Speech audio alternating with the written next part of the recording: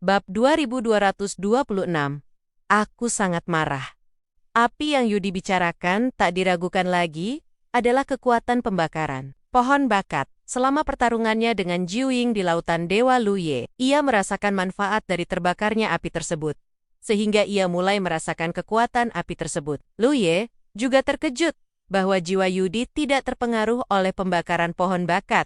Ini tidak masuk akal. Secara logis, jiwa Yudi merupakan penyusup ke dalam tubuhnya, dan seharusnya menerima perlakuan yang sama seperti Jiuying. Namun, ternyata tidak. Setelah berpikir panjang, Luye menyimpulkan bahwa ini kemungkinan besar disebabkan oleh rantai kehidupan. Jiwa Yudi dan Luye terhubung erat oleh pola-pola Dao ini, berbagi hidup dan mati. Kekuatan pembakaran pohon bakat jelas menganggap jiwa Yudi sebagai miliknya sendiri, tidak hanya tidak menyakitinya, tetapi juga menguntungkannya. Ibu serangga terutama mengolah jiwa dewanya. Jika ia membiarkan kekuatan pohon bakat membakar ketidakmurnian dalam jiwanya, itu tidak hanya akan meningkatkan kekuatannya, tetapi bahkan mungkin menguntungkan kemajuannya di masa depan ke alam Dao Integration. Api itu, Luye belum selesai berbicara, ketika Ratu Ras Serangga mendengus dingin. Jika kau mengucapkan sepatah kata pun penolakan, kau akan tinggal di sini selamanya, dan tak akan pernah pergi.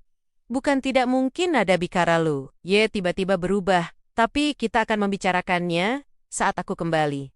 Baiklah, kalau begitu aku akan menunggumu. Yudai juga menjadi lembut, langsung mengingatkan Lu Ye pada reinkarnasi pertamanya, pada istri kecilnya yang berdiri berjinjit di depan gubuk jerami, menunggu kepulangan suaminya. Lu Ye menggigil dan bertanya, agak bingung, apa kau tidak takut aku akan kabur?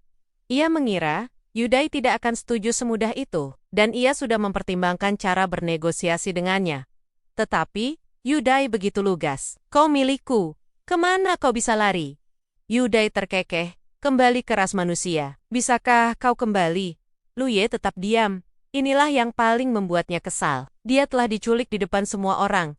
Jadi meskipun dia kembali ke ras manusia dan menjelaskan kebenarannya, mungkin tak seorang pun akan mempercayainya. Ras serangga dan ras darah memiliki banyak mata-mata, dan metode mereka untuk mengendalikan mereka sangat luar biasa. Bisa dibilang, sejak dia diculik, dia telah dicap sebagai anggota ras darah ras serangga. Satu-satunya rumahmu adalah di sini bersamaku.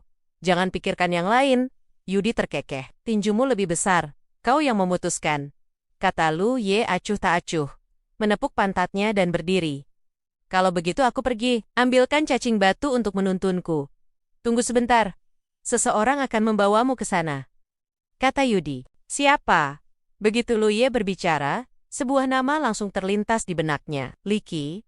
Orang ini sepertinya telah menunggu perintah Yudi sejak identitasnya terbongkar. Benar saja. Sesaat kemudian, sosok Li Qi melangkah ke intisarang ras serangga, tiba di hadapan Yudi, dan membungkuk hormat. Salam, Ibu Serangga. Sambil berbicara, ia melirik Lu Ye yang tersenyum berdiri di sampingnya.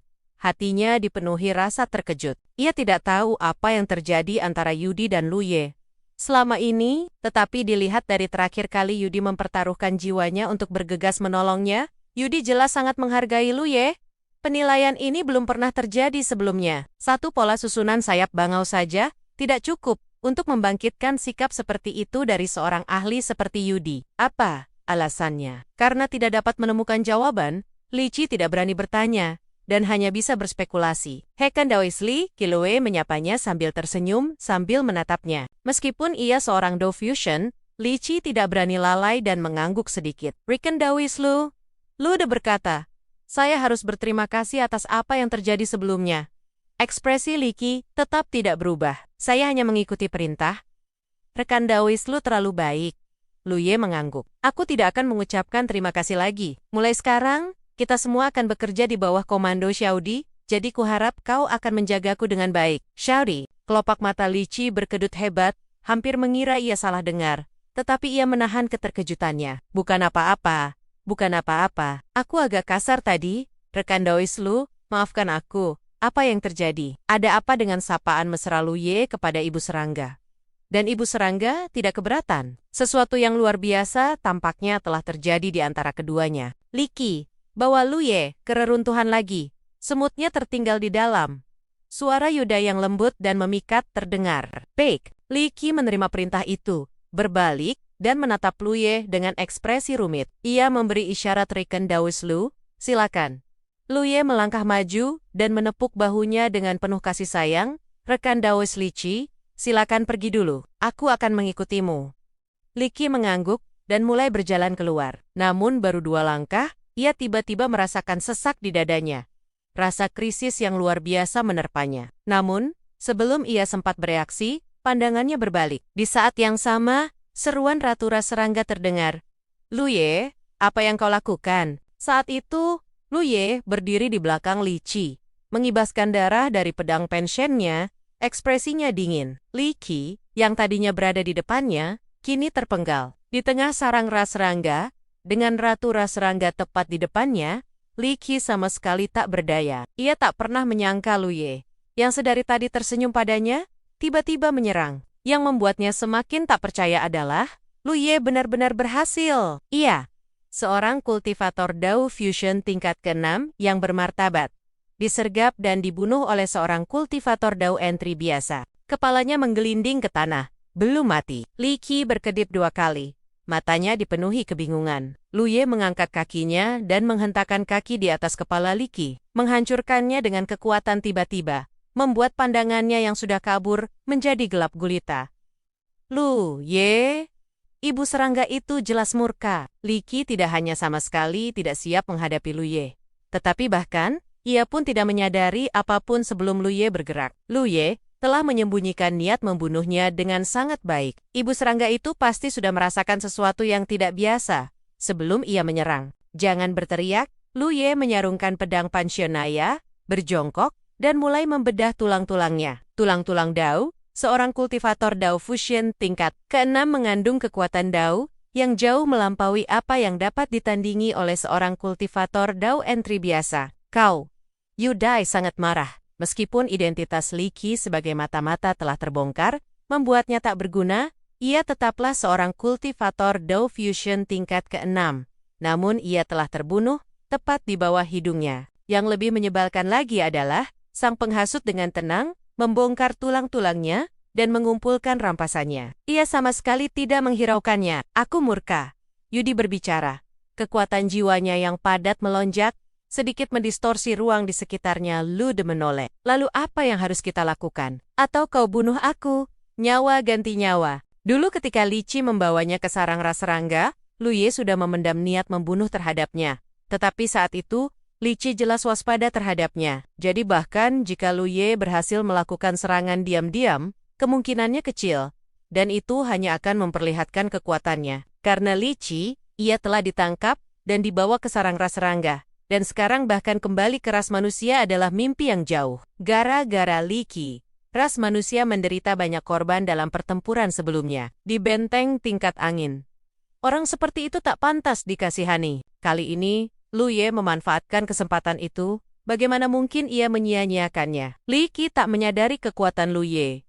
Dan karena berada di pihak Ratu Raserangga, ia sama sekali tak siap.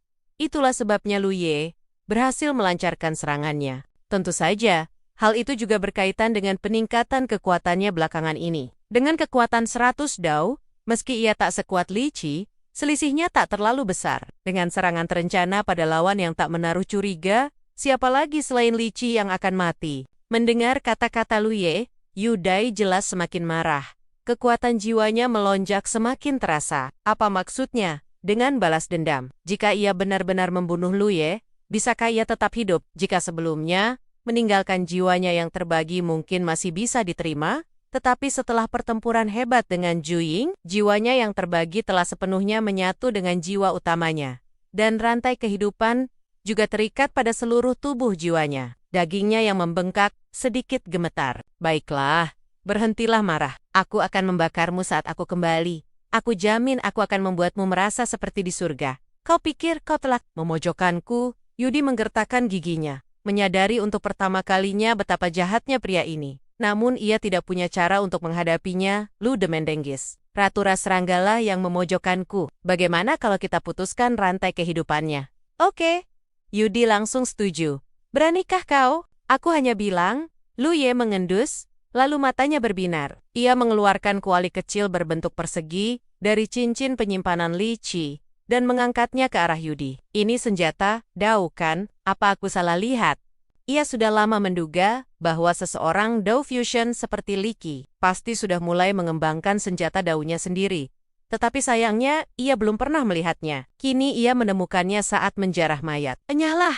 Yudi tak tahu harus melampiaskan amarahnya kemana. Baiklah, Lu Ye tak acuh padanya, dan melangkah keluar sarang ras serangga. Mau kemana kau? Tanya Yudi buru-buru. Reruntuhan, Lu Ye tak menoleh. Rencana yang telah ditetapkan tak bisa diubah. Ia mengkhawatirkan beberapa hal yang baru saja dikatakan Zhu Ying. Jadi ia perlu menjelajahi reruntuhan itu. Ambil cacing batu itu, kata Yudai lagi. Dan cacing batu Li Qi terbang ke bahu Lu Ye. Lu Ye tak peduli, dan langsung keluar dari inti sarang ras serangga. Hanya mayat Li Qi dan genangan darah yang tertinggal. Tetapi dengan suara gemericik dinding daging, darah dan sisa-sisanya dengan cepat menghilang. Yudai sedang dalam suasana hati yang buruk. Awalnya ia berencana menyuruh Li Qi membawa Lu Ye ke reruntuhan. Tetapi Lu Ye membunuh Li Qi hanya dengan satu serangan. Ia terlalu malas untuk mengirim kembali lebih banyak kultivator Dao Fusion. Ia tahu kekuatan Lu Ye tidak sebanding dengan kultivator Dao Fusion biasa.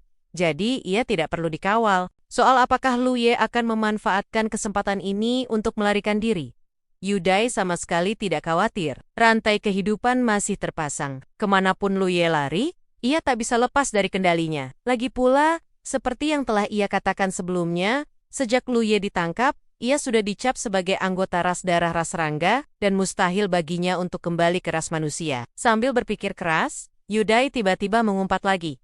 Bajingan. Menggunakan deteksi cacing batu, ia menemukan bahwa Lu Ye telah membunuh dan menghancurkan sarang ras serangga, meninggalkan sungai darah, dan banyak kultivator ras darah, ras serangga yang mati. Bajingan ini sebelumnya menyembunyikan kekuatannya.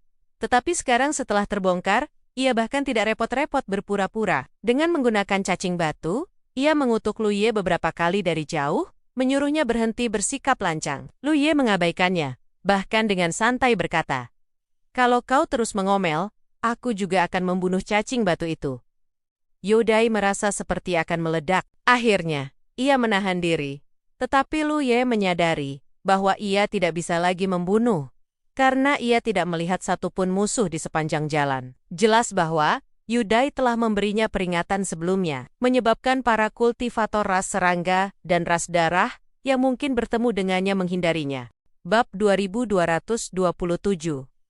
Menjelajahi reruntuhan lagi, meninggalkan sarang ras serangga, Lu Ye melesat pergi. Seorang manusia yang bepergian sendirian di wilayah kekuasaan ras serangga dan ras darah pasti akan menarik perhatian. Namun, dengan cacing batu milik Yudi, Lu Ye tidak menemui masalah di sepanjang perjalanan. Lebih lanjut, untuk mencegah Lu Ye menjadi gila, Yudai terus-menerus menggunakan cacing batu untuk memperingatkan setiap kultivator ras serangga dan ras darah yang ditemuinya, mendesak mereka untuk menjauh. Setelah sehari, ia akhirnya tiba di altar. Planet ini kecil dan terpencil. Banyak kultivator ras serangga dan ras darah tahu bahwa ada pintu masuk ke reruntuhan di sini. Tetapi tidak ada yang berani masuk dengan gegabah. Lagi pula, reruntuhan itu berbahaya. Tanpa perlindungan Yudai, masuk hanya berarti kematian. Melangkah ke altar, kekuatan Dao Lu Ye melonjak, dan ia segera menghilang. Memasuki reruntuhan lagi, Lu Ye melihat sekeliling, dan mendapati dirinya berada di tempat yang sama, seperti ketika ia masuk beberapa hari yang lalu.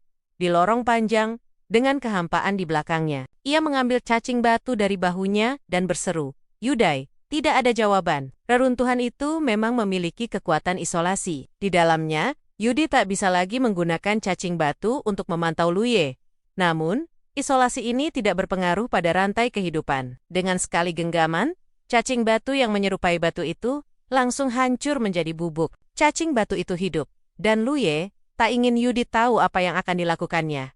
Jadi ia harus membunuhnya terlebih dahulu untuk membungkamnya. Mengenai apa yang mungkin Yudi tanyakan setelah mereka pergi, ia hanya bisa memberikan jawaban samar. Ia melangkah maju, dan setelah beberapa saat, Lu Ye merasa ada yang janggal dan bertanya, "Jiu Ying, di mana letak cobaan di lorong ini?" Terakhir kali ia datang, banyak sosok menghalangi jalannya di lorong ini, tetapi kali ini tak ada. Suara Jiu Ying bergema di benaknya. Cobaan-cobaan ini Adalah metode yang kubuat sebelum aku tertidur. Sekarang setelah aku terbangun, rencana itu tentu saja tidak efektif. Lu Ye merasakan sedikit penyesalan. Awalnya ia berencana untuk terus mendapatkan kekuatan Dao melalui cobaan-cobaan itu. Tetapi sekarang, rencananya hancur. Setelah berpikir sejenak, ia berkata, "Bisakah kau mengatur ulang semuanya?" Jiu Ying bertanya dengan bingung. "Apa yang ingin kau lakukan, sahabat muda? Bukankah melewati ujian seharusnya memberiku kekuatan Dao? Aku sangat kekurangannya." Jiu Ying mengerti. "Maafkan aku sahabat muda, tetapi dalam kondisiku saat ini, aku khawatir aku tidak bisa membantumu. Lagi pula, bahkan jika kau mengatur ulang semuanya, kau tidak akan mendapatkan banyak manfaat. Akumulasi ujian. Ujian itu membutuhkan waktu. Itu bukan sesuatu yang bisa diulang tanpa batas. Lupakan saja." Lu Ye langsung kehilangan minat. Itu masuk akal. Setelah sosok-sosok itu terbunuh, akan ada sisa kekuatan Dao yang tidak mungkin terulang tanpa batas. Seluruh reruntuhan itu pasti merupakan susunan yang menakjubkan, dan kekuatan Dao yang ditinggalkan oleh sosok-sosok itu setelah kematian mereka pasti telah diakumulasikan oleh susunan ini. Mereka terus maju tanpa hambatan. Tak lama kemudian mereka tiba di aula utama pertama. Ada juga sebuah altar di sini. Lu Ye telah pergi dari sini sebelumnya. Tempat ini juga merupakan satu-satunya jalan bagi para penjelajah dari semua generasi untuk meninggalkan altar. Dengan menggunakan altar di sini, mereka bisa kembali ke bintang yang sunyi itu. Tanpa henti, mereka terus maju. Sesaat kemudian, mereka tiba di aula utama kedua. Lu Ye segera melihat dua bagian mayat. Itu adalah ras darah yang dikirim Yu Dai untuk menyelamatkannya. Tetapi sayangnya, tubuhnya telah diambil alih oleh Jiu Ying, dan Lu Ye telah membunuhnya. Memiliki semut berarti ia tak diragukan lagi adalah ras darah dengan bakat terbaik di tingkat Dao Entry. Hanya dengan cara inilah, ia bisa benar-benar cocok dengan semut itu dan melepaskan kekuatan penuhnya. Ras darah yang telah mati tentu tidak akan diabaikan. Tetapi Lu Ye bertanya-tanya bagaimana Yu Dai akan menanganinya. Mendekati mayat itu, Lu Ye meraba-raba sekeliling, dan memang menemukan seekor semut di dalam peti. Indra kedewaannya mengungkapkan 3 mayat lagi di dalam semut itu. 1 ras rangga, dan 2 ras darah. Tak diragukan lagi, mereka yang memberinya kekuatan, semuanya kemungkinan adalah kultivator tingkat ke-9. "Juing, apakah kau sendiri yang memurnikan semut ini?" tanya Lu Ye sambil menyingkirkan semut itu. Ular berkepala 9 berkata dengan angkuh. "Tentu saja. Sejujurnya, sobat muda, aku memang berbakat dalam membuat senjata. Hehe, aku pernah melihatnya." Lu Ye menjawab dengan santai, lalu menatap patung di tengah aula. Patung itu sangat besar. Dan meskipun telah ada selama bertahun-tahun, patung itu masih tampak sangat hidup. Terutama 9 kepalanya, masing-masing dengan postur berbeda, yang membangkitkan rasa kagum. Menurut ular berkepala 9, inti dari senjata Dao berwarna-warni itu tersembunyi di dalam patung ini. Sobat muda, tingkat kultivasimu saat ini benar-benar belum cukup untuk menyempurnakannya. Aku menyarankanmu untuk lebih banyak berkultivasi dan maju ke ranah Dao Fusion sebelum mencoba lagi. Ini semua berkat bantuanku. Tanpa bantuanku, apalagi Dao Fusion, bahkan Dao Iteration tidak akan mampu menyempurnakannya. Senjata Dao milikku ini dipupuk dengan susah payah. Jadi sebaiknya kau berkultivasi hingga puncak Dao Fusion sebelum mencoba lagi, agar kau dapat mencapai hasil 2 kali lipat dengan setengah usaha. Suara ular berkepala 9, jelas mengandung sedikit kesombongan. Lu Ye menatap patung di depannya. Ekspresinya tenang. Untuk maju ke ranah Dao Fusion, seharusnya tidak terlalu sulit baginya. Tetapi dia belum mencapai puncak Dao Entry. Bagaimana mungkin dia bisa maju ke ranah Dao Fusion dengan mudah? Akan sangat sia-sia untuk maju sekarang. Apakah menurutmu ada kemungkinan untuk meminta kultivator Dao Fusion memurnikannya Banlan dan kemudian memberikannya kepadaku? Tanya Lu Ye. Mengandalkannya untuk memurnikan Banlan pasti akan memakan waktu lama. Tetapi Lu Ye tidak mau menunggu. Yu Dai sangat kuat dan jelas memenuhi syarat untuk memurnikan warna-warni itu, dan Lu Ye ingin memanfaatkannya. Sama sekali tidak mungkin, kata Jiu Yi dengan tegas. Jika orang lain memurnikannya, itu milik mereka. Dan itu tidak ada hubungannya denganmu, teman muda. Bagaimana jika aku memiliki hubungan yang sangat dekat dengan pemurni itu? Hubungan yang sangat dekat? Seberapa dekat? Jiu Ying agak bingung. Meskipun pernah bertarung melawan Yu Dai sebelumnya, ia benar-benar tidak tahu hubungan seperti apa yang dimiliki Lu Ye dengan Yu Dai. Akan kujelaskan lebih detail nanti.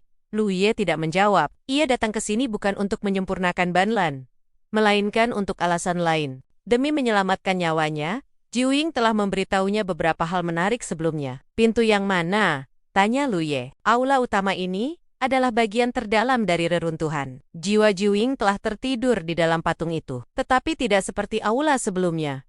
Aula ini memiliki banyak pintu yang mengarah ke berbagai arah. Karena ada lebih dari satu pintu masuk ke reruntuhan, ada juga lebih dari satu jalan menuju ke sini. Sehingga terdapat banyak pintu besar. Yang ketiga di sebelah kirimu, kata Ji Ying. Lu Ye menoleh ke arah itu. Dan tepat saat ia hendak melangkah maju, terdengar suara berderit. Sebuah pintu besar perlahan terbuka, dan dua sosok menyerbu masuk satu demi satu. Kekuatan mereka melonjak, mengambil posisi bertahan later to gain. Kedua sosok yang tiba-tiba menyerbu masuk ke aula juga terkejut. Lalu mata mereka tertuju pada Lu Ye. Kakak Lu, salah satu dari mereka membelalakan mata. Jelas tak percaya akan bertemu Lu Ye di sini. Kau, bagaimana kau bisa sampai di sini? Lu Ye terkekeh. Saudara Yan, lama tak bertemu. Ternyata Yan Hong yang berbicara. Sejak Yan Hong mendapatkan semut dan meninggalkan bintang pertempuran air biru, Lu Ye belum pernah bertemu dengannya lagi. Namun, sebelum ditangkap, Lu Ye sering bertemu dengan putra Yan Hong, Yan Xiaowu, dan belajar banyak tentangnya darinya. Setelah mendapatkan semut, Yan Hong telah beresonansi dengan artefak itu. Jelas ingin memanfaatkan kekuatannya dengan lebih baik untuk menjelajahi reruntuhan. Kehadirannya di sini sekarang berarti ia telah mendorong kekuatan semut hingga batasnya. Di samping Yan Hong, ada orang lain. Seorang kultivator muda, mengenakan jubah hitam, dengan alis seperti pedang dan mata yang cerah, memiliki penampilan yang agak luar biasa. Sedang mengamati Lu Ye dengan curiga dan waspada. Lu Ye membalas tatapannya. Dan meskipun ia belum pernah melihat orang ini sebelumnya, ia masih bisa mengenalnya. Keluarga Huang Jiwan. Selain Yan Hong, semut ras manusia lainnya ada di tangannya. Demi menjelajahi rahasia reruntuhan dan menemukan cara untuk melarikan diri dari dunia yang beraneka ragam. Ia tetap terpendam di alam Dao Entry selama ratusan tahun tanpa kemajuan atau terobosan apapun. Dan satu-satunya orang yang terpikirkan Lu Ye, selain orang dari keluarga Huang ini, adalah Yan Hong.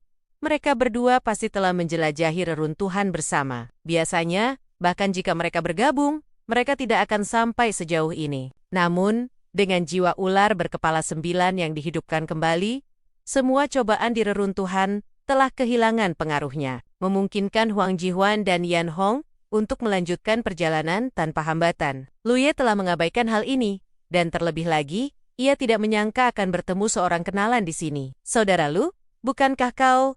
Yan Hong menatap Lu Ye dengan ragu. Menurut perjanjian mereka sebelumnya, keluarga Yan seharusnya memberi Lu Ye beberapa tulang dao setiap bulan, tetapi ini berhenti setelah Lu Ye diculik. Karena itu, Yan Hong tahu apa yang telah dialami Lu Ye. Ia juga tidak menyangka bahwa temannya yang telah berjuang bersamanya di air biru akan menjadi incaran ras serangga dan ras darah, yang bahkan rela mengungkap agen Dao Fusion yang tersembunyi untuk menculiknya. Ia berasumsi Lu Ye pasti sudah mati. Tetapi tanpa diduga, mereka bertemu di sini. Ceritanya panjang, kata Lu Ye. Bingung bagaimana menjelaskan kesulitannya. Perjuangannya melawan Yudai tidak bisa dijelaskan dengan beberapa kata. Dan bahkan jika ia menjelaskannya, orang lain mungkin tidak akan mempercayainya. Yan Hong, siapa dia? Tanya Huang Jihuan, mengerutkan kening. Manusia hanya memiliki 2 semut, dan siapapun yang berani memasuki reruntuhan, pastilah pemiliknya. Kemunculan tiba-tiba seseorang yang mengenal Yan Hong ini, tentu saja membingungkan Huang Jihuan. Ia belum pernah melihat Lu Ye sebelumnya, tetapi ia yakin pria itu bukan dari keluarga berpengaruh. Yang lebih membingungkannya adalah keberadaan mayat ras darah. Dan dilihat dari penampilannya dan darah kering di tanah, mayat itu tampaknya sudah mati beberapa lama. Yan Hong tersadar dari lamunannya dan memperkenalkan Lu Ye kepada Huang Jihuan. Saudara Huang, ini saudara Lu Ye. Semutku diperoleh saudara Lu secara kebetulan. Kemudian ia menatap Lu Ye dan berkata, Saudara Lu, ini saudara Huang Jihuan. Sudah kuduga, Lu Ye mengangguk. Huang Jihuan menatapnya. Lu Ye, ia samar-samar mengenali nama itu, lalu mengerutkan kening. Pola Dao cabang terhubung berasal dari tanganmu. Bab 2228. Kebun herbal. Ular berkepala 9. Huang Jihuan akhirnya ingat, pernah mendengar nama Lu Ye sebelumnya. Pola Dao, cabang kembar Qi yang sama dibawa kembali dari air biru oleh Huang Zhen sendiri, yang menyebabkan kegemparan di planet ini saat itu. Untuk waktu yang lama, banyak tokoh kuat di planet ini telah mempelajari pola Dao ini, mencoba membuat pelat susunan berdasarkan pola tersebut. Tetapi karena kelangkaan material, kemajuannya lambat. Huang Zhen berasal dari keluarga Huang dan merupakan paman Huang Jihuan. Ia pernah menyebut Lu Ye kepadanya dalam sebuah percakapan santai, mengungkapkan rasa hormatnya yang tinggi. Terlebih lagi, Huang Jihuan baru-baru ini mendengar tentang beberapa kemalangan Lu Ye, yang menurut Huang Zhen sangat disesalkan. Kembali di air biru, ia dengan tulus mencoba merekrut Lu Ye untuk menjadi anggota keluarga Huang, tetapi Lu Ye menolaknya dengan sopan. Seandainya Huang Zhen tahu tentang nasib Lu Ye selanjutnya, ia pasti akan membawanya kembali ke planet ini dengan paksa, sehingga menyelamatkannya dari bencana lebih lanjut. Benar, kata-kata Lu Ye baru saja berakhir ketika Huang Jihuan melesat ke arahnya bagai anak panah, menghantam Lu Ye dengan telapak tangannya. Telapak tangannya dipenuhi kekuatan Dao, tampak kejam. Yan Hong terkejut. Saudara Huang, berhenti. Serangan mendadak. Huang Jihuan benar-benar tak terduga dan mustahil dihentikan. Lu Ye juga tidak menyangka orang ini akan menyerang secara tiba-tiba. Tetapi sekuat apapun Huang Jihuan, pada akhirnya ia hanya berada di alam Dao Entry. Jadi ia hanya mengangkat tangan dan menangkis serangan Huang Jihuan. Kekuatan Dao melonjak lalu mereda. Dua sosok saling berhadapan di aula. Lu Ye tetap tenang, sementara Huang Jihuan dipenuhi kengerian. Hubungannya dengan semut itu mencapai puncaknya yang belum pernah dicapai dalam sejarah. Baik keluarga Huang maupun keluarga bangsawan lainnya, mereka semua menaruh harapan besar padanya. Mereka berharap ia dapat menjelajahi rahasia reruntuhan dan menemukan cara untuk meninggalkan alam beraneka ragam itu. Itulah sebabnya ia bertahan di alam Dao Entry selama ratusan tahun. Bukannya dia tidak bisa maju, tapi dia tidak mau. Melihat sekeliling, dia tak diragukan lagi adalah kultivator nomor 1 yang memasuki Dao Entry. Bahkan orang yang memiliki semut lainnya tidak bisa menandinginya. Serangan mendadaknya yang tiba-tiba adalah sesuatu yang tak tertahankan bagi kultivator manapun. Namun, hasilnya sangat mengejutkannya. Lu Ye dengan mudah menangkis serangan dahsyatnya, seolah-olah tanpa menggunakan kekuatan penuhnya. Lu Ye sedikit mengernyit, meskipun dia tidak menyukai serangan mendadak Huang Jihuan. Jika dia berada di posisi Lu Ye, dia bisa memahami tindakannya. Dia pasti mengira dirinya dikendalikan oleh ras darah ras serangga. Saudara Huang, bolehkah saya bicara? Lu Ye menatapnya dan berbicara perlahan. Huang Jihuan langsung mendengus dingin. Tidak perlu bicara, Yan Hong, serang bersama. Dia harus mengalahkan Lu Ye terlebih dahulu dan membawanya kembali ke planet asal mereka. Dia mungkin tidak sebanding sendirian, tetapi dengan Yan Hong, ceritanya berbeda. Kekuatan Dao-nya melonjak lagi, mengubah telapak tangannya menjadi kepalan, dan dia melancarkan serangan yang memekakan telinga. Namun, sesaat kemudian, mata Huang Jihuan melebar, dan ia terlempar seperti layang-layang. Serangan habis-habisannya tidak berpengaruh. Sebaliknya, serangan Lu Ye menembus pertahanannya dan mengenainya. Perubahan mendadak ini mengejutkan Yan Hong. Dalam hatinya, ia tidak ingin melawan Lu Ye. Jadi bahkan ketika Huang Jihuan memanggilnya, ia ragu-ragu. Namun Lu Ye, yang telah diculik selama berhari-hari, muncul di sini saja sudah mencurigakan. Sebagai keturunan keluarga bangsawan, ia tentu tahu nasib apa yang menanti manusia yang jatuh ke tangan ras serangga dan ras darah. Kematian atau kendali, tidak ada pilihan lain. Ia memang memiliki hubungan dengan Lu Ye. Bisa dibilang, Lu Ye adalah pengikut keluarga Yan, meskipun ia tidak perlu mematuhi perintah. Huang Jihuan mendarat dalam kondisi menyedihkan. Darah menetes dari sudut mulutnya. Lu Ye berkata tanpa daya, "Bisakah kita bicara baik-baik sekarang?" Ia tidak menggunakan banyak kekuatan, hanya sedikit lebih kuat dari Huang Jihuan. Tanpa diduga, Huang Jihuan tidak memberinya kesempatan untuk berbicara. Begitu mendarat, ia berbalik dan melesat kembali ke arah datangnya, menghilang dalam sekejap mata. Di saat yang sama, ia memanggil Yan Hong, "Pergi." Setelah 2 kali beradu serangan, ia menyadari bahwa ia bukan tandingan Lu Ye, dan bahkan dengan Yan Hong, itu akan sulit. Tentu saja, ia harus melarikan diri. Ekspresi Lu Ye menjadi semakin tak berdaya. Ia menoleh ke Yan Hong, yang masih berdiri di samping, dan bertanya, "Saudara Yan, mengapa kau tidak pergi?" Huang Jihuan telah melarikan diri, tetapi Yan Hong tetap di tempatnya. Yan Hong menghela napas. Kurasa saudara Lu tidak akan mempersulitku. Lu Ye mengangguk. Yan Hong berkata, Saudara Lu, kau sekarang. Ia tidak menyelesaikan kalimatnya. Tetapi Lu Ye sudah tahu apa yang ingin ditanyakannya. Dan berkata, situasinya berbeda dari yang kau pikirkan. Agak rumit. Dan aku tidak bisa menjelaskannya dengan jelas dalam waktu singkat. Tapi percayalah saudara Yan, aku tidak akan pernah menjadi antek ras serangga dan ras darah, dan berbalik melawan ras manusia. Yan Hong menghela napas lega. Dengan kata-kata saudara Lu, aku lega. Lu Ye tersenyum. Saudara Yan begitu mempercayaiku. Yan Hong berkata, meskipun kita belum lama saling kenal, saudara Lu memberiku perasaan yang berbeda dari yang lain. Karena saudara Lu berkata begitu, dia pasti akan melakukannya. Terima kasih atas kepercayaanmu, saudara Yan. Yan Hong melambaikan tangannya, lalu berkata dengan serius, Saudara Lu, aku ingin bertanya sesuatu. Silakan. Kabarnya, ada jalan keluar dari alam beraneka ragam yang tersembunyi jauh di dalam reruntuhan. Kau tiba sebelum kami. Apakah kau menemukan sesuatu di sini? Lu Ye merenung sejenak, lalu menatapnya. Tidak ada cara untuk meninggalkan dunia beraneka ragam ini dari dalam aula ini. Yan Hong mengerjap, lalu mengangguk setelah beberapa saat. Aku mengerti. Saudara Lu, aku tidak akan mengatakan apapun tentang kau kembali bersamaku. Tolong jaga dirimu baik-baik di masa depan. Kuharap kita bertemu lagi suatu hari nanti. Hati-hati, saudara Yan. Selamat tinggal. Yan Hong berbalik dan kembali ke jalan asalnya.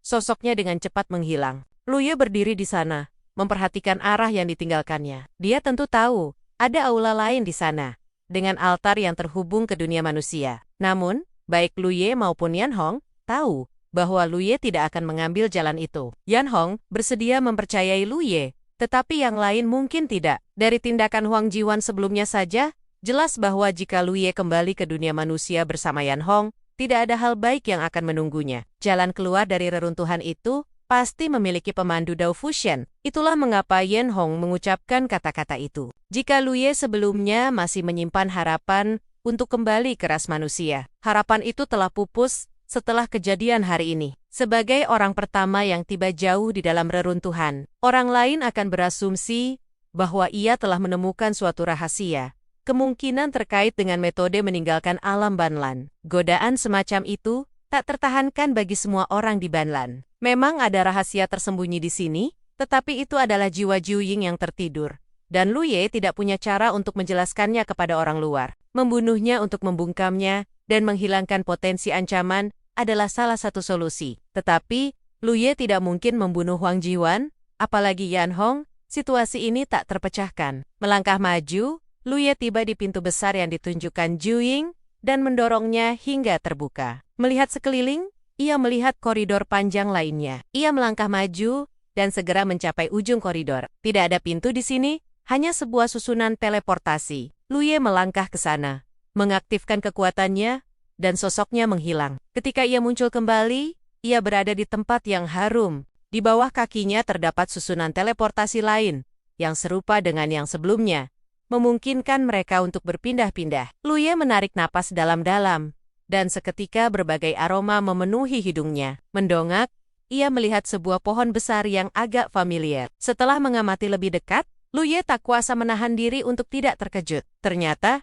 ada pohon bintang di sini. Bukankah konon, benda-benda ini biasanya hanya ada di berbagai keajaiban? Ketika pertama kali datang ke Star Abyss, Lu Ye, Juyen, dan yang lainnya, secara tidak sengaja menemukan pohon bintang, dan bahkan bertarung melawan sekelompok kultivator, yang kemudian menjadi fondasi kekuatan 6 Dao Juyen, dan yang lainnya. Namun sejak itu, Lu Ye tidak pernah bertemu pohon bintang lagi. Benda-benda ini cukup langka. Tak disangka, ternyata ada satu di sini. Tapi ini bukan keajaiban surgawi, melainkan kebun obat ular berkepala 9, sumber daya kultivasi yang disembunyikannya di dalam reruntuhan untuk mempersiapkan kebangkitannya. Menurut rencananya, setelah kebangkitan, ia hanya akan menjadi pemula. Jadi ia perlu segera meningkatkan kekuatannya. Karena itu, ia telah melakukan persiapan sebelum tidurnya. Jika semuanya berjalan lancar, ia dapat dengan cepat meningkatkan kultivasinya di sini. Belum tentu pulih sepenuhnya, tetapi setidaknya maju ke tahap Dao Fusion tidak akan menjadi masalah. Sayangnya, ia bertemu Lu Ye, dan setelah pertempuran sengit, jiwanya hampir hancur total. hanya menyisakan sedikit kesadarannya. Pada titik ini, ia tidak berniat menyembunyikan apapun lagi, dan ia juga tidak bisa menyembunyikan apapun, karena ia telah bersumpah dengan Luye atas nama kehendak Star Abyss. Satu-satunya harapannya sekarang adalah Luye dapat menemukan tubuh yang cocok untuknya di masa depan. Suara ular berkepala 9 bergema di benaknya. Agak sombong. Kultivasiku di puncak jauh melampaui imajinasimu. Apa hebatnya mencangkok pohon bintang? Tapi kenapa hanya tersisa 1? Luye tercengang. Berapa banyak yang awalnya kau tanam? Sekitar 5 atau 6. Luye merasakan sakit hati yang tiba-tiba dan tak terjelaskan, seolah ditusuk pisau. Saat ini ia memiliki 100 kekuatan Dao, dan setiap peningkatan kekuatan membutuhkan 5 hingga 6.000 kekuatan Dao penuh. Namun, dengan buah bintang, semuanya berbeda. Buah-buah ini dapat sangat meningkatkan tingkat keberhasilan seorang kultivator dalam menyempurnakan tulang Dao mereka. Bahkan, dibandingkan dengan berkah penghancur jiwa sekali pakai dari Star Abyss, mungkin tidak jauh berbeda. Baginya, 1 buah bintang setidaknya bernilai 5 hingga 6.000 kekuatan Dao. Jiuying awalnya menanam 5 atau 6 pohon, tetapi sekarang hanya tersisa 1. Jelas karena bertahun-tahun telah berlalu, dan semua pohon bintang telah lenyap. Tak hanya pohon bintang, Luye juga mengamati sekeliling, dan mendapati banyak bunga dan buah eksotis di kebun herbal ini, yang jarang. Jelas banyak yang telah layu. Namun, kekuatan Dao di sini tampak sangat padat. Hal ini wajar. Semua bunga dan buah eksotis di sini dipersiapkan oleh Jiuying sendiri. Jiuying memiliki kemampuan untuk menanam pohon bintang, dan tentu saja ia memiliki kemampuan untuk memadatkan kekuatan Dao di sini, sehingga bunga dan buah tersebut dapat tumbuh subur. Selama bertahun-tahun yang tak terhitung jumlahnya, bunga dan buah ini telah mengalami reinkarnasi yang tak terhitung jumlahnya yang terbuang sia-sia, dan tak terhitung jumlahnya yang mati. Kedatangan Luye hari ini menandai kedatangan tamu pertamanya. Semua persiapan yang dibuat Jiuying sebelum tidur kini akan menjadi sia-sia. Bab 2229. Aku benar-benar akan memukulmu. Luye melangkah keluar dari susunan teleportasi, dan tiba di sebuah pohon kecil setinggi manusia. Ia memetik buah yang tampak seperti giok putih, dan bertanya, "Apa ini?" Suara Jiuying yang agak teredam bergema di benaknya. "Buah giok Dao." Luye menggigitnya. Agak tidak puas. Rasanya tidak terlalu kuat, tapi teksturnya cukup enak. Jangan makan terlalu cepat. Makanlah sedikit-sedikit, haluskan, mengerti? Kalau dimakan seperti ini, dan tidak dihaluskan tepat waktu, akan sangat mubazir. Jiuying berteriak, merasa Luye menyia-nyiakan buah itu, dan sangat sedih. Setiap pohon buah dan setiap bunga di kebun herbal ini dipilih dengan cermat olehnya. Meskipun bermanfaat bagi Luye, ia tetap tidak tega melihatnya menyia-nyiakannya seperti ini. Diam.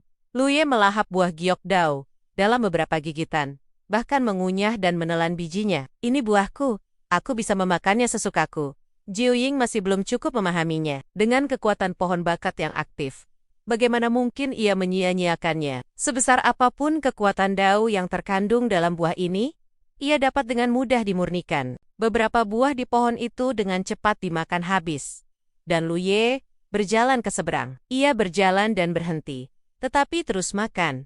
Dan kekuatan Dao pada pohon bakat meningkat pesat. Gila, gila. Jiuying kesakitan luar biasa. Jika bukan karena ia hanyalah setitik kesadaran spiritual dan tidak dapat menghentikan Luye sama sekali, ia pasti akan melompat keluar dan menghajarnya. Rasanya seolah-olah sesuatu yang ia sayangi sedang dihancurkan dan dirusak dengan sembarangan oleh Luye. Luye merasa sangat kasihan karena dilihat dari situasi saat ini di kebun herbal ini, sebagian besar hasil panen yang ditinggalkan Jiuying saat itu telah lenyap, dan hanya sekitar 30% yang masih hidup. Meski begitu, Luye merasa ia bisa mendapatkan panen yang melimpah di sini.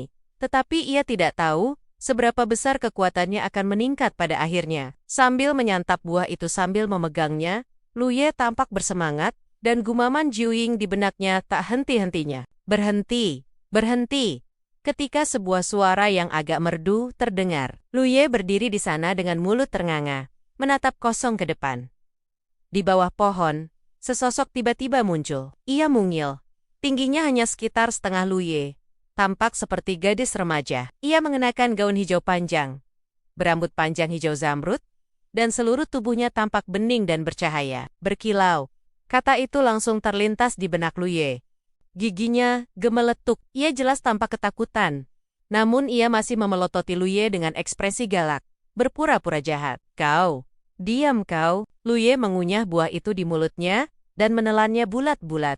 Ia sungguh tak menyangka akan ada orang di sini. Ini adalah kebun obat Jiuying. Sumber daya yang telah ia persiapkan untuk pemulihannya setelah kebangkitannya. Kebun itu hanya bisa dicapai dengan pergi ke bagian terdalam reruntuhan dan menggunakan susunan teleportasi. Jadi, secara logis, seharusnya tidak ada orang yang hidup di sini. Setelah mengamati lebih dekat, mata Luye berbinar, dan ia bertanya pada Jiuying, transformasi macam apa ini? Ia menyadari bahwa sosok mungil itu bukan manusia, atau lebih tepatnya, bukan terbuat dari daging dan darah, melainkan transformasi dari sejenis tanaman spiritual. Hal ini dapat dimengerti. Jiuying telah tertidur selama bertahun-tahun yang tak terhitung jumlahnya. Lingkungan di kebun herbal sangat baik. Wajar bagi tanaman spiritual untuk menerima berkah dari langit dan bumi, membangkitkan kecerdasannya, dan berubah menjadi wujud manusia. Jiuying jelas marah, merasa kerja kerasnya sia-sia. Ia berkata dengan kesal, "Kau bilang itu transformasi, aku belum melihat wujud aslinya. Bagaimana aku bisa tahu transformasi macam apa itu?" Luye berpikir dalam hati bahwa itu benar. Jiuying seharusnya sama sekali tidak menyadari situasi di kebun herbal. Kalau tidak, ia pasti sudah memberitahunya sejak lama. Namun karena ia bisa berubah, itu berarti wujud asli dari sosok mungil ini. Pastilah keberadaan yang sangat berharga. Luye tiba-tiba tertarik dan memasang senyum polos. "Gadis kecil, siapa namamu?" Gadis itu tidak menjawab, hanya menatap buah di tangannya. "Mau, ini dia." Luye menyerahkan buah itu padanya. Gadis itu segera berbalik untuk melarikan diri. Dengan bunyi gedebuk, ia menabrak pohon buah di belakangnya. Ia menutupi dahinya dengan tangan.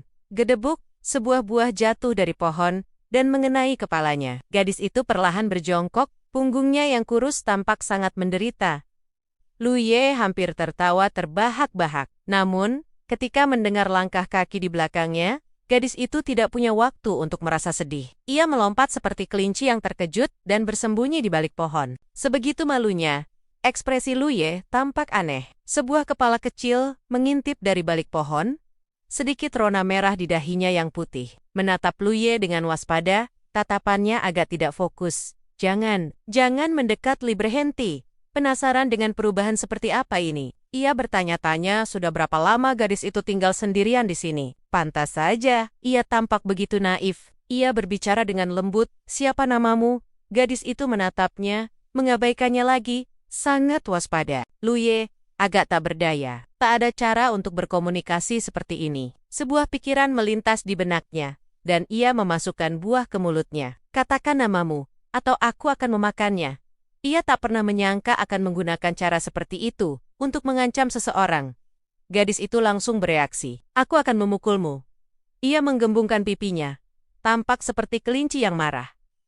Luye terkekeh dan perlahan memasukkan buah itu ke mulutnya. "Aku benar-benar akan memukulmu," teriak gadis itu. Melihat ketidakpedulian Luye, ia akhirnya menggertakkan gigi dan mengayunkan tangannya ke arahnya. Seberkas cahaya zamrud tiba-tiba mengenai Luye. Ekspresi Luye yang acuh tak acuh berubah. Kekuatan daunnya melonjak di sekelilingnya, melindungi tubuhnya. Namun, saat cahaya hijau itu menyambar, tubuhnya bergetar hebat, dan wajahnya sedikit memucat. Kekuatan perlindungannya menghilang, dan rasa sakit di dadanya, yang terkena cahaya hijau, terasa luar biasa. Beberapa tulang pasti patah. Dia telah meremehkan kekuatan gadis yang tampak pemalu ini. Dia sebenarnya memiliki kekuatan di atas tingkat 100 dao. Tidak. Serangan tadi pasti hanya tindakan biasa. Dia sama sekali tidak menggunakan kekuatan penuhnya. Dengan kata lain, kekuatannya jauh melampaui kekuatannya sendiri. Ini buruk. Dia berpikir bahwa bahkan jika gadis itu adalah tanaman spiritual yang telah berubah, kekuatannya tidak akan terlalu besar. Siapa yang tahu bahwa serangannya akan begitu kuat bagi Luye, terutama karena sikapnya terlalu menipu. Apakah itu disengaja? Tidak seperti tempat lain. Tidak ada yang pernah menginjakan kaki di kebun herbal sebelumnya. Setelah gadis itu mengambil bentuk manusia, dia pasti menjalani kehidupan yang sepi dan tidak tahu apa-apa tentang dunia luar. Jadi, dia tidak tahu seberapa kuat dirinya sebenarnya. Tindakannya sebelumnya mungkin hanya manifestasi dari sifat aslinya. Sambil berpikir, Luye menepuk dadanya dengan santai dan terkekeh pada gadis itu. Nona, apa kau menggelitiku? Aku tidak, balas gadis itu, melancarkan serangan lain ke arah Luye dari jauh. Tubuh Luye gemetar lagi, tetapi dia tetap tenang. Aku hanya bicara denganmu, jangan terlalu tegang. Sambil berbicara, dia terus berjalan perlahan ke depan. Pikirannya tegang. Jangan mendekat, teriak gadis itu dengan panik yang semakin menjadi-jadi. Suaranya meninggi. Kalau kau mendekat lagi, aku akan lari. Mata Luye berkedut saat dia melancarkan serangan ketiganya. Namun, setelah dia menahan pukulan itu, ketika dia mendongak lagi, gadis itu tidak terlihat. Dia benar-benar lari. Luye bahkan tidak melihat ke arah mana gadis itu pergi. Berdiri diam sejenak, Luye tiba-tiba meringis dan berjongkok, mengusap dadanya. Untungnya, dia lolos. Serangan lain pasti akan berakibat fatal. Bahkan sekarang, ia terluka parah. Hahaha. Suara ejekan Jiuying menggema dari lautan dewanya. Bagaimana rasanya memaksakan diri untuk bertahan? Apa yang kau tertawakan, Lei Mensaber? Kalau aku mati, kau juga tidak akan selamat, Jing Terdium. Lalu menasihati, tidak aman berlama-lama di tempat berbahaya ini. Ayo kita pergi dulu. Ia benar-benar takut sesuatu akan terjadi pada Luye di sini. Dan ia tidak menyangka kebun herbalnya telah mengembangkan kesadaran dan kekuatan seperti itu. Gelombang ketakutan menerpanya. Menurut rencananya, setelah mendapatkan tubuh yang cocok, ia pasti akan datang ke sini untuk berkultivasi dalam pengasingan dan meningkatkan kekuatannya. Secocok apapun tubuh yang ia dapatkan, ia tetaplah seorang kultivator biasa. Bahkan dengan kekuatan semut, kekuatannya akan terbatas. Jika ia benar-benar bertemu gadis aneh ini, ia takut akan terbunuh dalam satu pukulan. Jika situasi seperti itu terjadi, Jiuying pasti akan mati dengan mata terbelalak tak percaya. Tiba-tiba, ia menyadari bahwa situasi saat ini sebenarnya lebih baik untuknya. Meskipun hanya tersisa sedikit kesadaran spiritual, itu masih secercah harapan. Luye sama sekali mengabaikan Jiuying. Pertemuan singkat sebelumnya membuat Luye menyadari bahwa kekuatan gadis itu jauh melampaui dirinya. Meninggalkan tempat ini dan menghindari ketajamannya adalah strategi terbaik. Namun, Luye tidak ingin pergi. Ia belum selesai mengumpulkan manfaat di sini. Lagi pula, gadis itu begitu pemalu, sehingga ia sudah ketakutan. Selama ia berhati-hati, gadis itu seharusnya baik-baik saja. Ia beristirahat di tempat itu untuk sementara waktu. Meskipun lukanya tidak ringan, lukanya tidak terlalu parah. Dengan kecepatan pemulihan Luye saat ini, ia pulih dalam setengah hari. Ia terus mencari di kebun herbal, memetik dan memakan buah-buah spiritual yang telah matang entah berapa tahun. Luye selalu menjaga sebagian pikirannya, takut gadis itu akan tiba-tiba menyerang. Namun sejak ia melarikan diri, Luye tidak melihatnya lagi. Dan bahkan sekarang, ia masih tidak dapat menentukan wujud apa yang telah diambilnya. Sampai Luye berjalan ke sebuah pohon kecil. Pohon kecil ini berbeda dari pohon buah lainnya. Tidak berbuah, hanya berdaun hijau. Awalnya Luye tidak terlalu memperhatikannya, tetapi ia dengan saksama memperhatikan bahwa saat ia mendekat, daun-daunnya perlahan menyusut. Seolah-olah seseorang menyusut ketakutan, mencari rasa aman. Jadi itu pohon teh pencerahan. Suara Jiuying terdengar. Laut surgawi Luye tidak menghalangi indera eksternalnya, sehingga memungkinkannya untuk mendeteksinya. Pantas saja, ia bisa berwujud Lemanggerti, wujud asli gadis itu, ada tepat di hadapannya. Pantas saja ia belum pernah melihatnya sebelumnya. Ia bersembunyi di sini. Ia benar-benar buta akan kekuatannya sendiri. Awalnya, Luye seharusnya waspada dan gugup, karena lebih lemah dari lawannya, tetapi melihat pohon teh pencerahan hampir menyusut menjadi bola, Luye malah menjadi tenang. Bab 2230. Pohon teh gratis. Apa bedanya pohon teh pencerahan ini dengan tanaman spiritual lain di kebun herbal? Tanya Luye dalam lautan ilahinya. Tidak jauh berbeda, jawab Jiuying. Hanya saja, aku yang merebutnya. Sebelum aku merebutnya, pohon itu tinggal bersama pemilik sebelumnya selama puluhan ribu tahun. Orang tua itu sangat menghargai pohon teh pencerahan ini. Aku memintanya, tetapi dia menolak, jadi aku terpaksa mengambilnya. Mungkin karena itulah, pohon itu memiliki dasar untuk berwujud manusia. Aku tidak melihat sesuatu yang istimewa darinya, bahkan tidak berbuah, kata Luye.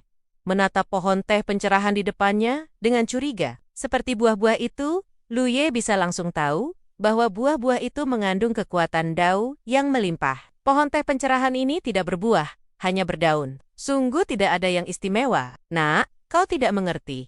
Sejak bersumpah dengan Lu Ye, sikap Jiu Ying terhadap Lu Ye menjadi jauh lebih ramah, dan kata-katanya pun perlahan menjadi lebih bebas. Bicaralah dengan benar. Ham, pohon teh pencerahan tidak berbuah, tetapi daunnya sangat berharga. Apa kau pikir aku sengaja merampas pohon ini? Memegang daun di bawah lidahmu saat menerobos dapat meningkatkan kemungkinan keberhasilan. Terlebih lagi, jika dibantu oleh teh pencerahan, efisiensi kultivasi yang sulit akan meningkat pesat. Di seluruh Star Abyss, pohon teh pencerahan adalah harta yang sangat berharga.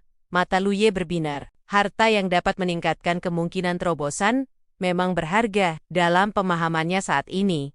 Baik memasuki Dao Entry maupun menyatu dengan Dao Fusion, terobosan sangatlah sulit dan hanya sedikit kekuatan eksternal yang dapat memengaruhinya. Tetapi teh pencerahan mampu melakukannya. Adapun daun teh pencerahan yang meningkatkan efisiensi kultivasi secara signifikan, itu bukan apa-apa bagi Lu Ye. Kekuatannya saat ini sebagian besar berasal dari kultivasi yang sulit. Mungkin Lu Ye sudah terlalu lama berdiri di samping pohon teh itu. Karena pohon teh yang meringkuk itu mulai bergetar, daun-daunnya berdesir. Lu Ye merasa geli sekaligus jengkel. Meskipun ia tahu pohon itu pemalu, ia tak menyangka akan sepemalu ini. Dan ini terlalu naif.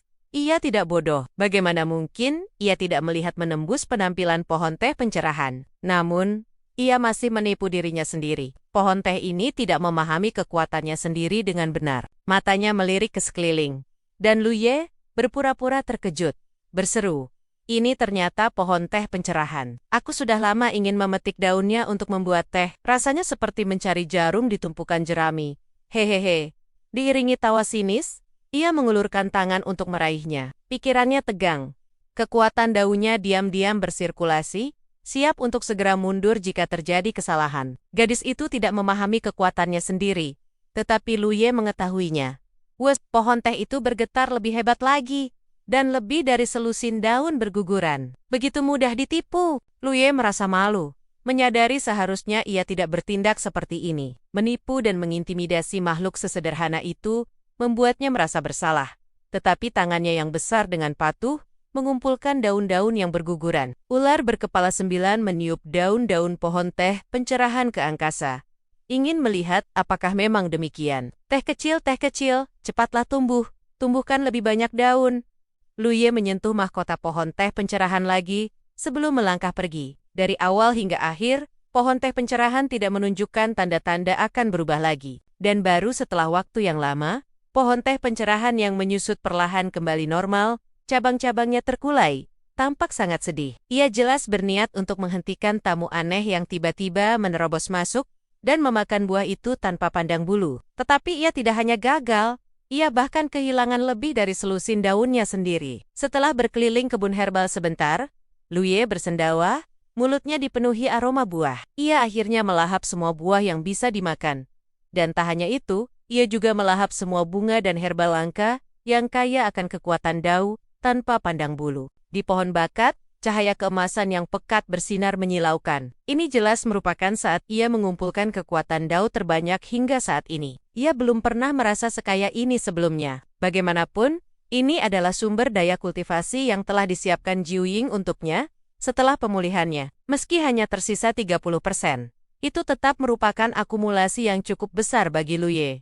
Ia ingin sekali melihat bagaimana kekuatannya akan meningkat kali ini. Di dalam cahaya keemasan yang pekat ini, kabut gelap juga mengepul. Sejak Lu Ye dan Jiu Ying masing-masing mengucapkan sumpah, reaksi pohon bakat tak pernah hilang. Ini jelas disebabkan oleh pohon bakat yang membakar habis batasan sumpah. Jiu Ying berpikir bahwa mengucapkan sumpah akan membuatnya tenang. Tetapi ia tak pernah membayangkan akan ada pengecualian seperti itu di dunia ini. Dengan kecepatan seperti ini, tak lama lagi batasan tak kasat mata itu akan lenyap sepenuhnya. Mereka telah mencapai bagian terdalam kebun herbal, tempat satu-satunya pohon bintang yang tersisa berdiri. Lu Ye mendongak. Ada 5 buah bintang di pohon itu, matang selama bertahun-tahun. Tergantung di sana, karena tak seorang pun memetiknya. Setelah berpikir sejenak, ia memutuskan untuk tidak memetik buah bintang itu untuk sementara waktu, melainkan duduk bersila di bawah pohon bintang. Ia menenangkan pikirannya, dan dengan sebuah pikiran, menyegel lautan ilahinya. Meskipun sangat kecil kemungkinan ular berkepala 9 akan mengungkapkan sesuatu yang signifikan, kehati-hatian tetap diperlukan. Alih-alih terburu-buru memurnikan tulang daunnya, Luye mengeluarkan sebuah kuali kecil berbentuk persegi dari alam bunga kecil. Ini adalah senjata Dao Li Qi, karena ia akan memurnikan tulang daunnya. Persiapan yang matang sangatlah penting. Luye berencana untuk memurnikan kekuatan Dao yang terkandung dalam senjata Dao ini terlebih dahulu. Senjata Dao bukanlah sesuatu yang bisa ditempa. Yang bisa ditempa hanyalah prototipe atau embrio. Hanya dengan terus-menerus mengerahkan kekuatan Dao seseorang untuk mengembangkannya, barulah senjata Dao tersebut dapat berevolusi perlahan menjadi senjata Dao. Mereka yang memenuhi syarat untuk mengembangkan senjata Dao setidaknya berada pada tahap Dao Fusion, dan bukan sembarang Dao Fusion biasa. Pada tahap awal Dao Fusion, para kultivator umumnya memilih untuk meningkatkan level kultivasi mereka, karena hal ini akan meningkatkan kekuatan mereka. Hanya pada tahap tertentu, seperti Dao Fusion tingkat kelima atau keenam. Peningkatan dari peningkatan level kultivasi menjadi kurang signifikan dibandingkan dengan pengembangan senjata Dao, di mana para kultivator akan mengalihkan fokus mereka ke senjata Dao. Kapan waktu yang tepat untuk mengembangkan senjata Dao? Hal ini bervariasi dari orang ke orang. Prajurit Dao berisi sisa-sisa kekuatan Dao, yang sangat berharga bagi Li Qi. Tetapi bagi Luye, itu hanyalah tulang Dao. Meskipun kaya akan kekuatan Dao, adapun tulang Dao asli Li Qi, Luye telah menyempurnakannya dalam perjalanannya ke sini. Didorong oleh kekuatan pohon bakat, akar-akar tak terlihat menembus kuali kecil.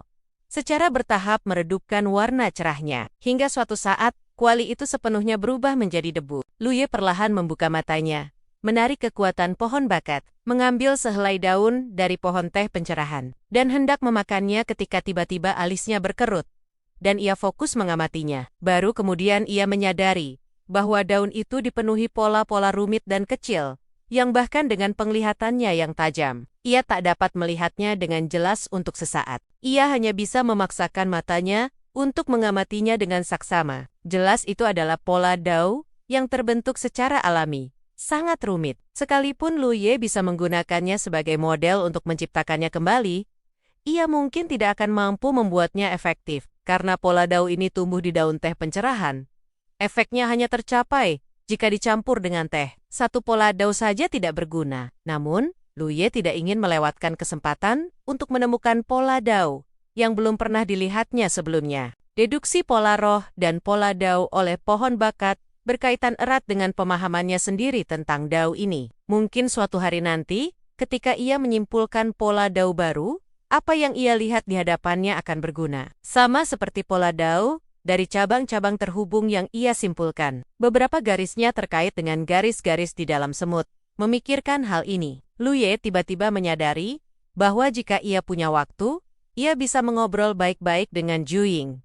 Alam puncak orang ini berada di luar imajinasi, dan pemahamannya tentang pola Dao jauh melampaui orang biasa. Sesaat kemudian, Luye mengambil selembar daun teh pencerahan lainnya untuk diperiksa, dan terkejut menemukan bahwa garis-garis pada kedua daun itu tidak persis sama. Keduanya sekitar 80 hingga 90% mirip, tetapi ada juga beberapa perbedaan. Setelah menghabiskan setengah hari memeriksa sekitar selusin daun yang diperolehnya, Luye akhirnya mengambil satu dan mengunyahnya. Rasa sedikit pahit menyelimutinya, tetapi bersama dengan rasa pahit itu, ada juga rasa hangat yang aneh. Hati Luye langsung tenang, dan seluruh dirinya terasa jauh lebih jernih. Dalam keadaan ini, ia merasakan peningkatan yang signifikan dalam afinitasnya terhadap kekuatan Dao. Sungguh sesuai dengan namanya sebagai daun teh pencerahan. Tanpa penundaan, Luye segera mulai memurnikan tulang daunnya. Kali ini, hasilnya sangat besar. Dikombinasikan dengan akumulasi sebelumnya,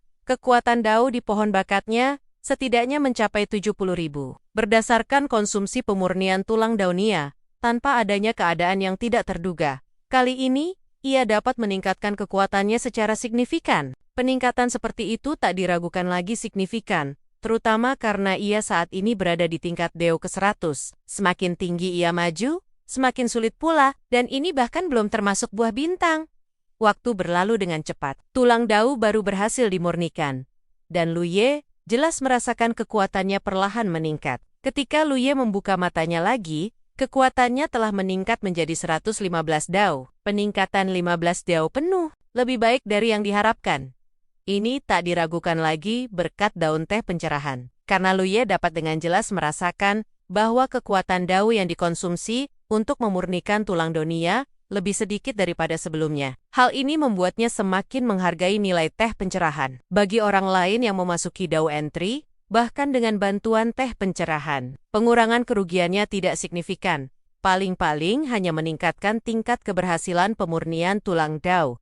Namun, bagi Luye, kekuatan dao yang tersimpan sangat besar. Pohon teh pencerahan memang merupakan harta karun. Ia harus menemukan cara untuk menyimpannya di sisinya. Namun, dengan prasangka ini, Luye merasa mungkin mustahil untuk membicarakannya dengan baik dengannya. Peningkatan kekuatan 15 dao bukanlah batasnya, karena Luye telah menyimpan sebagian kekuatan dao. Ia masih memiliki 5 buah bintang untuk dikonsumsi. Ia sempat mempertimbangkan untuk menyimpan buah bintang di sini, sampai ia menyempurnakan beberapa tulang dao terakhirnya. Karena kekuatan dao yang dibutuhkan untuk tulang-tulang terakhir itu akan sangat besar, sehingga memungkinkannya untuk memanfaatkan buah-buah tersebut dengan lebih baik. Namun, ia akhirnya memutuskan untuk tidak melakukannya. Baginya, meningkatkan kekuatannya secepat mungkin adalah pilihan yang tepat. Meskipun nantinya akan membutuhkan lebih banyak kekuatan dao, kekuatannya saat ini adalah fondasi untuk mempertahankan diri.